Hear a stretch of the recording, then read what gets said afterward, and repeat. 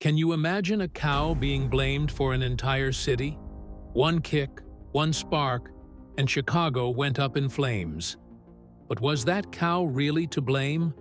Or was it a story made to hide the truth? Keep watching, because what really started the Great Fire of Chicago isn't what you've always been told, and the truth will surprise you. If that sparked your curiosity, hit like and subscribe for more.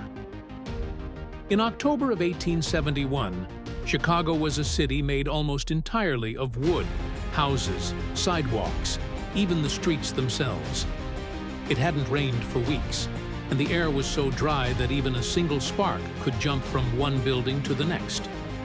The wind blew strong from the southwest, turning the city into a box of kindling waiting for a match. That night, October 8th, the legend says a cow kicked over a lantern in a small barn owned by Patrick and Catherine O'Leary. The lantern fell, the hay caught fire, and within minutes, the blaze began. It sounds simple, too simple, because this wasn't just a barn fire, it was the match that met the powder keg. At first, few people noticed. The fire started in a quiet, working-class neighborhood. But once the flames touched the fences and sheds nearby, the wind took control. Within an hour, fire leapt from house to house. People poured into the streets, shouting for help, for water, for anything. Flames raced through the city. Wooden buildings burned like paper. Windows shattered, church bells melted, and the night sky glowed red for miles. People ran clutching what little they could save, children, family photos, or nothing at all.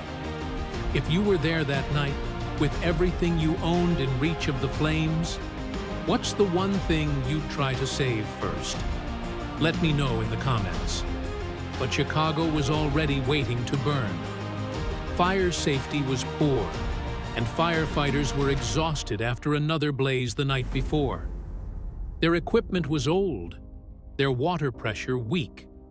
Therefore, when the first flames rose, they couldn't keep up. The wind carried sparks across the Chicago River, and even the oily water caught fire. Soon, the city burned on both sides. By the time it ended, over 17,000 buildings were gone, and nearly 90,000 people were homeless. Yet even in ruin, Chicago refused to die. People gathered what little they had and began again. They slept in tents, cooked over fires, and rebuilt with new ideas. The Great Fire didn't just destroy a city. It forced Chicago to rise stronger, taller, and wiser. But the story of the cow stayed. Why? Because people need something simple to blame. It's easier to point at an animal than admit human mistakes lit the spark long before the lantern fell. Some historians say the O'Learys were innocent, and the story was made up by reporters looking for drama. Legends comfort us, but truth changes us. So next time someone mentions the Great Fire of Chicago, remember, it wasn't just a cow. It was a warning and a rebirth.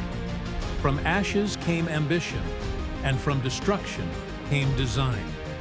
Do you think the cow was just a legend, or part of a truth people didn't want to face? Drop your thoughts below. I read every comment. In the ashes, Chicago rose again. And if you want to see another story where destruction changed the world forever, watch my video, Earth's Most Shocking Blast. It's a deep look at the explosion that reshaped our planet. And trust me, it's one you don't want to miss.